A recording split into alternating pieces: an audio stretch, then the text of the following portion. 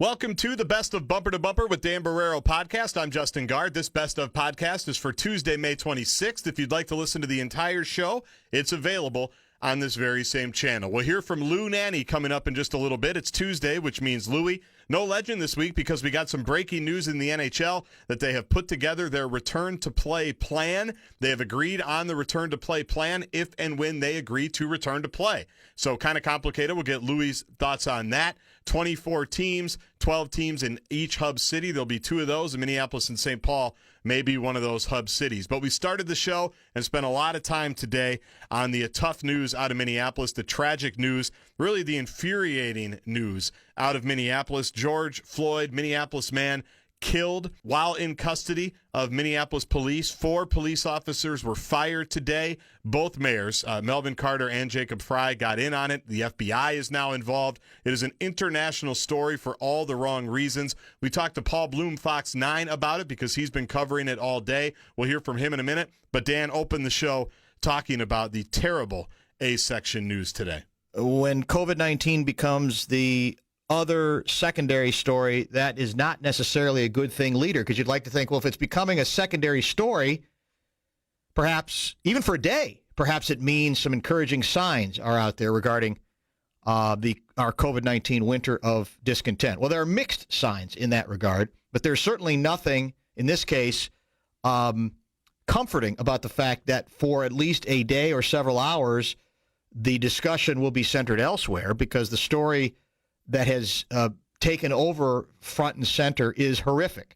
It is also local. Many of you probably know about it by now. And it involves the killing in custody by Minneapolis police of George Floyd. That is the name of the individual. He's now been identified, I think, originally by an attorney for the Floyd family. Benjamin Crump is the attorney who's also represented families in a couple of other high-profile cases as well, including that of Ahmaud Arbery, a case we talked about. Is that Georgia or Alabama? We'd said both, and I can't remember which one it was. Yeah, it was one of the two. That's for sure. And the people from the other state will let us know because they don't want to be associated with that murder case. And in this case, of course, the latest information is that according to the mayor, I think the mayor broke this story, mayor of Minneapolis, confirmed by the police chief, although the police chief used different language than did the mayor. The mayor said 4 officers associated with this case have been terminated from the Minneapolis Police Department. I think Chief Arredondo used employees. He basically said they're just no longer with the department, I think is the way that he put it. Whichever way you want to put it, things are moving very, very fast in this particular case, and it'll be a significant part of the show early, middle, and often, in and out. You can reach us again via the Bradshaw and Bryant inbox, booth at KFAN.com. Let's, to use the words of our long-lost but never-forgotten friend Ron Rosenbaum, start a little bit at the beginning about what precipitated what ends up in unspeakable, still to me inexplicable tragedy.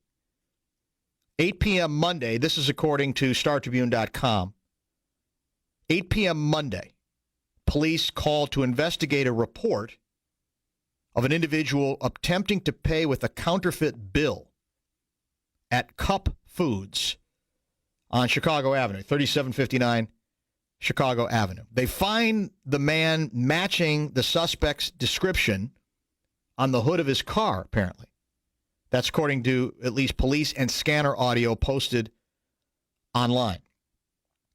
Officers ordered him out of the car. In this case, I would think it'd be off the car if indeed he was on the hood of the car.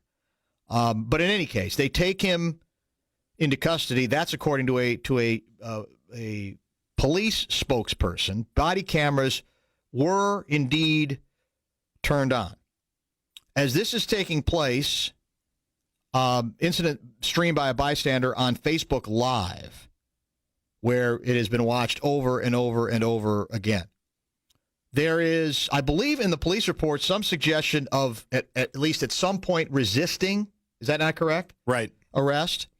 The details on that, perhaps we get more from the police video, right? The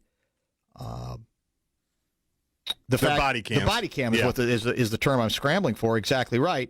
Maybe it'll give us a little bit more information there. What we see is video from behind a police SUV. And by this point, the alleged perpetrator has indeed been brought to the ground, right? He is on his, how would you say, he's basically on his stomach. Mm-hmm. But you can see his face from the angle from which the videotape is taking place, or the taping is taking place. And you can also see on the neck of that individual, police officer has his, what would you say? I mean, it's his knee. His knee on, at various times, applying what appears to be differing amounts of pressure. There's almost times where it looks like he's backing off a little bit, and then he's kind of applying it again. And this goes on for an inexplicably long period of time. Minutes. And I talked to 2 law enforcement sources today who are, by definition of their job, they believe in law enforcement. They believe in cops. They don't like when too many conclusions are jumped to. They don't even believe that every time a cop has been accused that he's been as guilty of what he's been accused of. So these are individuals who generally make an effort to protect as much as they can feel like they are able to do in good conscience. And they've said they can't, and they've also added the obvious, caveat, which is there something we're going to see on the body cam video or some other piece to this that might change the story or change what the story looks like? They're not ruling out that possibility, but they don't see it being very likely. And what confounds them the most, law enforcement people I'm talking about, who do this for a living, what confounds them the most, in fact, one of them said to me, I'm screaming at the video saying, put him in your squad car. What are you waiting for? What are you doing? What is the point of this exercise? There were at least 3, apparently, well, 4 have been dismissed. I've only seen, in the video, I thought I saw 3 different cops. Did you see 4? Do you remember? I only saw 2, but I know there was another one okay, at least on the scene, and it sounds like there was another one as well. There must have been another one as well. Yep. Which would indicate, again, you've got him cuffed, that you should, even if he has previously, if indeed he did, shall we say, resist, that there should be an ability to say, we're ending this now. We're going to put him in the squad car, take him down to the Hoosgow, and whatever. File charges, figure out what's going on here, et cetera, et cetera. No effort made to that, no explanation for that to this point either. And so in the video itself, you see at one point the man on the ground, George Floyd, is speaking and occasionally saying, I can't breathe. Mm-hmm. Then I want to say, is it about maybe 5 minutes in, maybe even a little more than that, he's no longer responsive. He doesn't look like he's moving at all. And in fact, a couple of the bystanders are saying, he's not moving. He's not moving. What are we doing here? Other than continuing to apply pressure to the neck. Authorities say he died later, correct? That's what they say. That's what they say. We'll see what I'm sure there'll be autopsy results. There's going to be all kinds of investigation on that part. FBI is now involved in this case.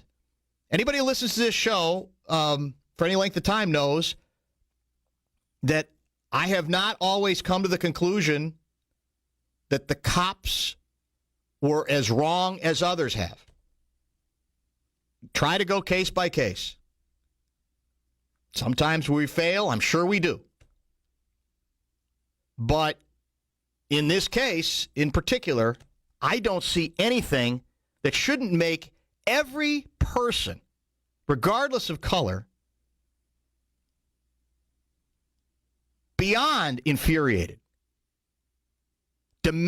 Everybody should be demanding answers in this particular case about the way this went down, how it went down, and how anyone could possibly excuse the performance that's there.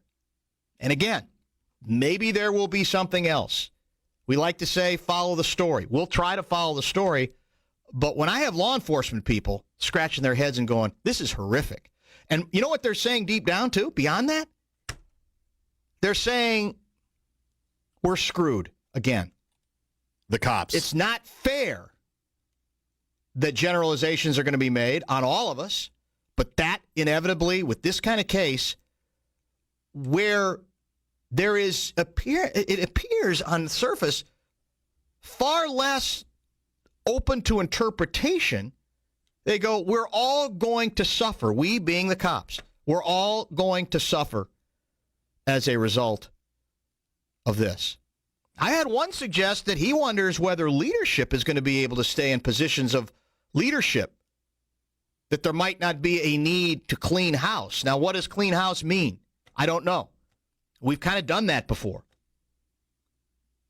In the African-American community, I'm sure they'd say, great, we're happy for you cleaning house. We've tried that. What has that gotten us in the past? Much more to come as we learn more about the George Floyd story. We mentioned the officers were all fired today. Those 4 officers, more videos came out during the show. We discussed all of that. You can find that on the entire show podcast on this very same channel. But our guy Paul Blume, Fox 9, was covering the story today on 38th and Chicago in Minneapolis. He was on the scene all day, including during the protests. He joined Dan in the 4 o'clock hour. Set the scene for us, what you've been covering today and what you think it's important for listeners who want to follow the news of this story to know at this point.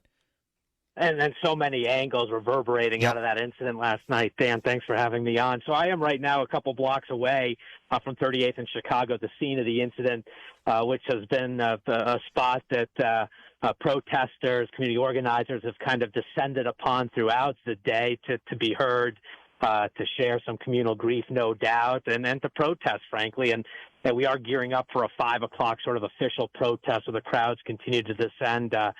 Dozens are just basically blocking that significant South Minneapolis intersection of 38th and Chicago.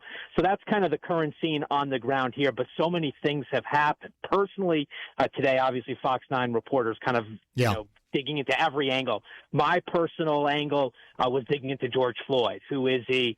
What brought him to Minneapolis? I don't know if you've been talking about him on your show, but he's originally from Houston. Big guy, 6'7". Work security at a popular northeast Minneapolis bar where I met the owners today, and they told me just some fabulous stories which I'll get into kind of on a secondary angle. But it's a dark, sad day for Minneapolis. You've reported the 4 Minneapolis police officers were quickly fired. They were not going to wait for any sort of investigations. Whatever they saw in that video, whatever they've been told from that scene that night, they summarily fired the 4 officers. We have seen some photographs. Obviously, a lot of people have seen the video of George Floyd being pinned against the ground. But what you don't see, we've seen a couple of photos floating around social media from the backside of that SUV. There are actually 3 officers that were sort of hovering on top of Floyd outside that vehicle. And then that 4th one who's kind of corralling the crowd in the foreground of the video camera. So 4 officers were involved. They've all been fired. Not only that, now the FBI is involved, looking at possible civil rights, racial component to what took place. The mayor saying, being black in this city, anywhere in America, is not a crime. And they are going to delve into this issue of race, no doubt, while the BCA investigates sort of the police tactics that were involved. I don't know if you can speak to this directly, but I thought it was an interesting comment. The early morning presser at City Hall, Police Chief Arredondo said he asked for the federal probe after watching the video from a bystander and then receiving what he described as additional information, unquote, about the incident involving several officers. The quote was, additional information I received, quite frankly, from community sources that just provided more context than I had preliminarily. Do we have any idea what he might have been referring to there? I hate to say I don't. Obviously, that'll be a big question. Yes. You know, as I've gone about my day, getting to know George Floyd, this guy who works security with off-duty Minneapolis officers, someone who would know at least how to interact with police and, you know, whether there's elements there, whether, you know, the forgery component, some stuff. I mean, obviously, listeners and viewers of ours have to recognize that we pick up the incident at a certain point in the incident. You do hear an officer on that horrendous video saying, you know, we tried to get him in the car. The crowd's telling him, just get him up, get him in that squad car. And the officer does say, we've tried that. We've tried that for 10 minutes. So, yeah, you know, you don't know what happens exactly at the squad. We don't see it. Body cameras, the chief didn't mention body cameras, but we have been told those were on and rolling. What was shown in there? I mean, this was a forgery call. It's, you know, at a different time and place, if it wasn't quote unquote in an active forgery charge, it'd be hard probably to get a Minneapolis police officer to respond to the scene. And then to have this unfold afterwards, there are just so many questions out there, both from the people that I'm staring at a few blocks away from me now, and then obviously community, city, all sorts of leaders have come down hard on what everybody saw in those few minutes as George Floyd is pinned to the ground and eventually his lifeless body taken away by ambulance. Oh, the body cam may answer some of the questions, as you say. That video eventually will be, I assume, released. I'd read from a couple people that emailed me and said they believed, because I believe the police had said in the report that he had originally he had resisted arrest, and I've read a couple other people say there were published reports indicating that he never did. Do we have any more detail or precise information on, you know, indeed what took place before what we see in the video in that regard? I just don't. I mean, I'm hearing the same reports, seeing the same, you know, things from different witnesses. I mean, we can confirm he was in the squad car. At least that's what witnesses believe they saw, and then they ripped him out, which, you know, doesn't make a ton of sense, really. No, it doesn't. In the squad car, why pull him out?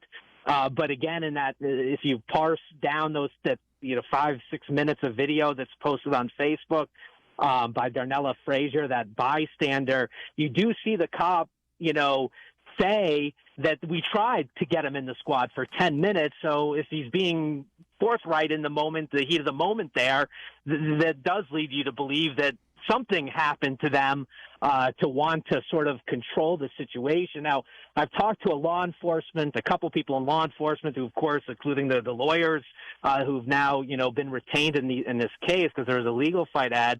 And, you know, they obviously say there's another side of this story. And if somebody's combative and difficult to deal with, you may want to keep them under control. Your next call would be to an ambulance, right? The ambulance is called not on an urgent basis, but is kind of en route and eventually gets there. And if they're trying to kind of control the suspect at that point till the ambulance gets there and can maybe deal with some other issues, you know, we did hear a medical issue. You know, police did use that term at some point.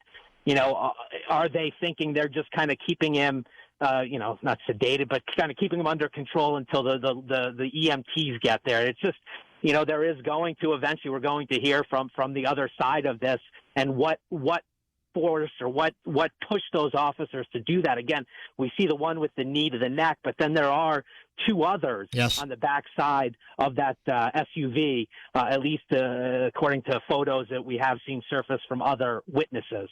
I have spoken now to several law enforcement type sources, and none of them have told me that they ever are trained to put knees on someone's head or neck. Now, the asterisk was, if we have a desperate situation where we're worried about our own lives and there's still a struggle going on, then all bets are off, obviously, on what you're grabbing and so forth. But that in a situation like this, no matter what had preceded it, there is no policy that says you put your knee on someone's head or neck. Have you heard anything different from the law enforcement types you've talked to? Not certainly that it was, an acceptable technique. You hate, describing other sources that may offend people, but, a law enforcement officer who watched that said maybe that his full pressure of weight was not on his neck area. Right. He's just trying to, if something happened or they suspected that the suspect might be on drugs or under the influence and just he's not cooperating, getting into the car or inside the vehicle, and they're trying to wait for EMTs.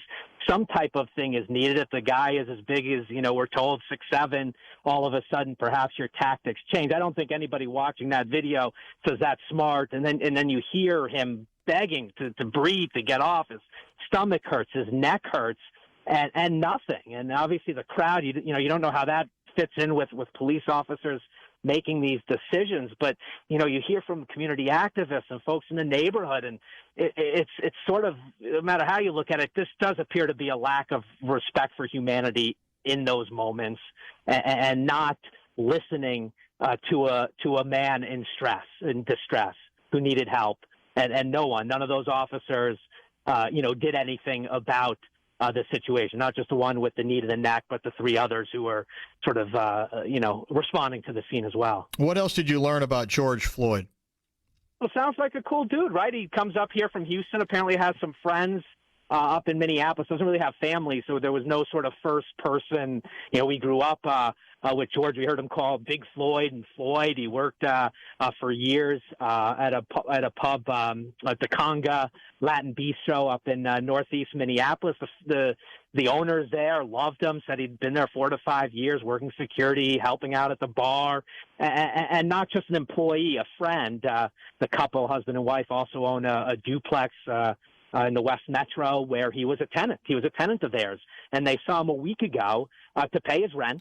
He mentioned, just an anecdote, that he missed working. Of course, coronavirus is shutting down the restaurants and bars. The restaurant's been shut down, and he told them he just looked forward to getting back to work. And they just can't believe that's the guy they know, that they watch now on that horrifying video with his with a knee to his neck, unable to breathe, and they just can't make sense of it. They just don't understand. They did not know George Floyd as an aggressive security employee. He was did well to kind of meet the customers they were describing, to prevent incidents from happening at the establishment. Is proactive as opposed to reactive. They never saw him get physical with anybody. So they also just a ton of questions right now. In addition, I was going to ask you, I mean, we expect a protest at about 5, is that correct, near the scene? Yeah, that's when they're starting. But I got to be honest, Dan, like I said, it's just been sort of floods of people in and out, people wanting to be here to the scene. I mean, obviously, I think the crowds will swell because people are coming and going up and down 38th in Chicago, but the intersection's been blocked off. The people in masks, it's just kind of this surreal, calls from the organizers to social distance if you can, but it's a lot of people in a small intersection, but they want to be heard, right? So there is, the officers have been fired. That was requested immediately or demanded immediately, frankly, and it's rare. We've done several of these, in recent years, tragically, in the Twin Cities, and very rarely, if ever, is the police officers fired immediately. That says something. Rarely do we hear of the FBI getting involved immediately. I mean, sometimes city leaders and police chiefs have bowed to some community pressure in terms of bringing in the feds to investigate civil rights violations and racial components to situations. But that happened almost immediately, within hours of the incident. This one's different, and people are angry. They're going to make some demands here. We'll see what that includes. But people want to see these officers punished to the fullest extent of the law. I know you got to get out of here. I've got one more question for Fox 9 reporter Paul Blume. This actually comes from our last guest, Johnny Athletic, who's been checking some things online, and he found the Associated Press story related to this story, and it reads in part like this. In Minneapolis, kneeling on a suspect's neck is allowed under the department's use of force policy for officers who have received training in how to compress a neck without applying direct pressure to the airway. It's considered a non-deadly force option according to the department's policy handbook. A chokehold is considered a deadly force option and involves someone obstructing the airway, According to the department's use of force policy, officers are to use only the amount of force necessary that would be objectively reasonable. I had not read that before. It's an interesting piece of information that I just pass along to you as well. No, I appreciate that, and it gets back to your earlier questions about the tactics that were employed. Right. And one retired cop who did watch it and tell me, I mean, not necessarily didn't see anything illegal. Would he employ it? Maybe not. How much pressure was on the neck? You could start analyzing that, but it's those are the questions that will be answered eventually, and not only will it happen internally, but also eventually, likely in a court of law, if we do see criminal charges here and what is allowed and what's not. There's so much to this, Dan, and really, I mean, this story sadly is just getting started, and we haven't even talked about the echoes to Eric Garner in New York and kind of not often law enforcement not learning from the I can't breathe movement, and we'll see kind of what happens here tonight, and then obviously in the days ahead, the county attorney has said he's put his top prosecutors in contact with investigators to probe criminal charges, the FBI. We don't know what kind of timeline they're working on. These officers are lawyering up as they do as required by law, and we'll eventually hear what they were thinking and why they employed the tactics that they did. Thank you, Mr. Blume. We appreciate it. I know you'll be all over the story tonight on Fox 9. Thanks again. We'll be in touch. Absolutely, Dan. Thank you. Paul Blume helping us out, Fox 9. Much more discussion on this story as the week progresses, no doubt. It's a story that we hope to learn more about.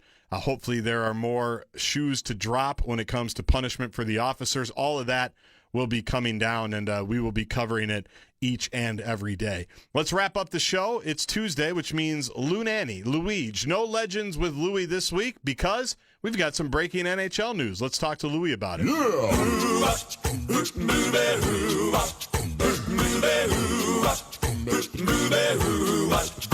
Well, she sneaks around the world from Via to Carolina. She's a sticky-fingered filcher from Berlin down to Belize. Take you for a ride on a slow boat to China. Tell me, where in the world is Nanne? He is brought to us by, as usual, our good friends at NFP Insurance, and he is, he's not in studio because he's not allowed to yet. Social distancing is still in place, and Louie is on the Whiting Clinic LASIK and Cataract Hotline. I'm sure, Louie, as we welcome you back, you heard the news that the commissioner did indeed confirm this 24-team format, meaning the regular season is done, and if you're lucky enough to be top 12 in either conference, you have made the postseason, and we now know that indeed, of course, will include the Minnesota Wild. I don't know that we'd gotten into much detail, you and I on air, about your opinions regarding this particular format. Do you like it? What do you make of it? Well, I guess it's pretty fair. I'd have to say I like it in the fact that they took percentage the teams had acquired at that time. Right. I don't like the fact that they went to 24 teams. I think that's too many. For instance, Chicago was in a selling position already, and they weren't going to make the playoffs. And not that I got anything against Chicago, but I just think they reached a little too far. I have to say I'm still skeptical of the situation because there's so many variables at play here, and we know we're not going to get started till the end of June because players that come over essentially got a quarantine from coming outside of Europe, or if they're going into Canada, depending on what cities they take, and they're only the worst part is they're only allowed to practice at first, I think, like with 6 guys at a time, which really makes no sense. That's why they're going, I think, for such a long training camp, is because first of all they're going to be trying to get them in shape as they work to get in a full team together on the ice to practice. And the thing that I like the least about the whole format is how the draft is set up afterwards. Yeah, we were talking about that a little bit. This really drives me nuts. I hate the lottery system to start with. Mm-hmm. And if you're going to have a lottery system, then I think you should just be maximum 3 teams because they're so far worse than everybody else. It's not even a joke. And that's draft was set up to help the teams that really need the help the most. And for instance, it still bugs me that the Timberwolves, they were so much better, worse than Orlando. Orlando got Shaquille O'Neal, and the Timberwolves didn't. They never recovered from that. Correct. Which is mind-boggling. And now the way this is set up, the first 7 teams are going to be in the lottery with better chances, which they naturally should have. But the 8 teams that got knocked out in the playoffs are going to also go into the lottery part. And I mean, this makes no sense. It's nuts. I don't care if they got a 0.5% chance. So, because if they have a chance to do it, it makes no sense. To your point, the Wild, in that way, are incentivized to tank their first-round best-of-5 series, right? Yeah, exactly. They've already had the good fortune of being in the playoffs, and now they got the good fortune to go back in the lottery. I just don't understand that, how you could come to that conclusion. And they're very great people. I think they make great moves, but sometimes you go overboard trying to be fair, and you really become totally unfair. Yeah, I think you've nailed the biggest flaw here, the biggest weakness in this whole thing that makes it seem kind of like a little bit of a house of cards. For those who have not heard, the top 4 seeds in each conference automatically will make the playoffs. The 8 teams ranked 5th through 12th in each conference then pair up, and then they play best-of-5 qualifying round series to determine the other playoff spots. I think most Wild fans know that would put the 10th place Wild up against the number 7 Vancouver Canucks in the playoffs. Training camp would start, they're hoping, would be no sooner than July 1st, as you say. And you raise another really good point, Louis. I mean, in really any of these sports, now that we have more concrete plans that are evolving, and some of them sound kind of appealing, some of them are, okay, it's something. Some of them, there might be some flaws, but they're all based on the assumption that you're going to be able to get something done, and we still don't know how well any of these leagues in any of these sports are going to be able to sustain their plans, correct? And hockey, I could see doing it more readily and willingly than other sports because hockey is a gate receipts league, right? And they are really getting hurt, and the only chance they got of any kind of recovery of some of their losses is through television, and so they got to play for the television money. But by the way, in my mind, there's 24 teams right now in the playoffs. Not the guys playing into the playoffs, because the league has ended. They said the league has ended. True, So you're right. So I'm wondering if any of them, like they used to have, and we had for many, many years, players had incentives to make the playoffs. I wonder if those are going to be honored because essentially they've made the playoffs. That's true. So you're getting a playoff position plus a chance of lottery if you lose. And there's a lot of different quirks to this that they got to be ironed out. It's really tough to, as you said, the toughest thing is you're going through all this, and there's still no guarantee you're going to be able to play. You don't know what's going to happen, and they still have to pick out the 2 host cities. I'm really wondering if there are 2 cities in there that they're talking about for Canada, Toronto, Vancouver, if they're realistically looking at a Canadian city because they've got even tougher quarantine rules right now, and on top of that, having a Canadian city will up to Canadian television, but I mean as a host city. But I don't know if it's going to mean much of a difference, that much of a difference to help the league than having 2 in the U.S. And I do think that they do have some very quality locations picked out. We don't know who's going to win it. We certainly hope Minneapolis, St. Paul will be one of them. But there's 10. There's 10, I think, contenders, and we are our market's supposed to be one of them. What are the odds here? What do you think? I got to think I'd put us in the top 4 for sure, in the top 5, maybe in the top 4. I think that we got a practice rink right by the arena, which helps. Where Columbus has, there's adjacent, so Columbus has got a good situation. But the hotels and good hotels are readily available within 20 minutes of bus ride, and 15 for a lot of them. You got a great facility, that's easy to televise from, easy to work with, and you got a hockey, a real hockey background here, and it's in the middle of the country, so it helps in as far as when you look at the time schedule and stuff like that, because you got to remember some of these games are going to be played all day long, but the ones at night, it gets a little tougher for me if you're playing out on the coast. Sure. Because you're losing 2 hours, 3 hours if you're televising back to New York. So. What about the actual? We may be, like I said, we may be assuming too much here, but about the actual matchup between. I mean, a lot of people consider it a favorable matchup for the Wild. What do you think? I think it is, even though Vancouver has got some very good young players, and I think they got a base that you like to grow from. I don't think they got the experience that is needed. The Wild is when you look at them. And you're talking about a short series, 3 out of 5, and you're also talking about, by this time, you should be well-rested guys and healed guys. I think that the Wild got themselves a good matchup. I'd rather see them play Vancouver than Winnipeg, even than Nashville, than a number of these teams that were ahead of them. Even Calgary, I think the Wild could do better against Vancouver. I would assume that what would make this, if we actually get a postseason in the NHL, the great unknown is what you're going to get. I mean, because you've been out as long as you have. We all know that the Wild were playing very well. In fact, they were playing very well before they made the move on Boudreau. They were playing as well, maybe even a little bit better under Evison. But given the amount of time out, there's just no way to know what the Wild or pretty much several other teams will be like in terms of how they might respond to this layoff, correct?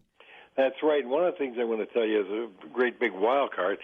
I feel that they're going to have 30 guys going to each camp, which means an extra 10, which you will get, basically an extra 7 because they could have up to 23 around the team. So that means you're going to pick up 7 from your farm team. And Kapanen today was named the best goaltender in the American League because Shesterkin from the Rangers went up early, and he's been sensational for him. But you do have his availability there. And even though the Wild, it looked like Stalock was the one playing best at the end, now you're going to get a situation where it's going to be, I think, really a toss-up as to who's going to go in goal for the Wild. If this, is sure. going to go forward with a playoff, you got a guy that won the best goaltender in the American League coming up and available to you. I don't know. I really liked the way Stalock was playing at the end, and hopefully Dubrik was getting better then too. But it's going to be interesting to see what the coaches think about when they go put a team on the ice as to who they're going to start with or go with in the nets, which is the most important position.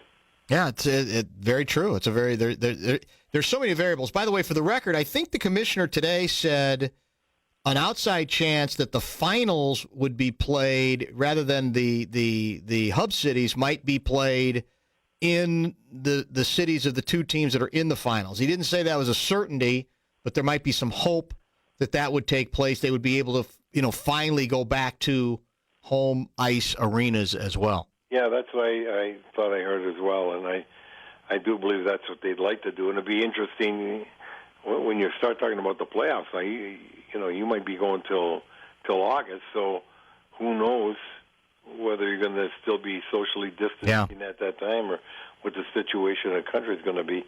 But it would be a just thing, at least, to have the finals played, even if it was without fans. Say it was Washington and Dallas, who, we don't know who's going to be, but, at least you can go back and forth to those two cities. That was segment 1 with Lou Nanne on his Where in the World is Lou Nanne's segment, brought to you by NFP Insurance. Segment number 2 can be heard on the entire show podcast on this very same channel. Thanks for finding the Best of Bumper to Bumper podcast. We'll talk to you on Wednesday. Pat Kessler among the guests. Stay safe, and we'll talk to you soon.